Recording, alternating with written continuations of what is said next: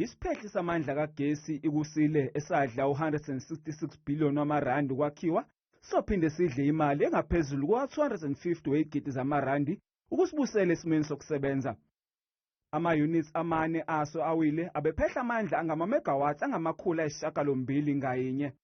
Ukuwa kwawo kuholela esigabeni sesithathu sokucisha kogesi ngenhloso yokwonga.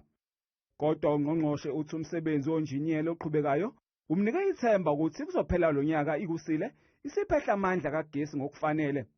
We are on track to deliver on that promise.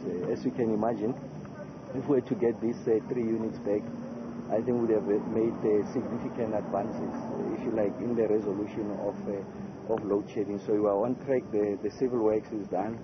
Udokotela U-Ramokgopa uthi imbangela enkulu yokuwa kwalama units kwaba indlela ababewakhe ngayo.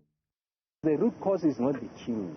The root cause is the emissions that were coming out, the particulates. We did not anticipate there will be such an amount of slurry because of the chemical process. So the team is working on those design modifications, learning from the failures of Unit 1, 2 and 3.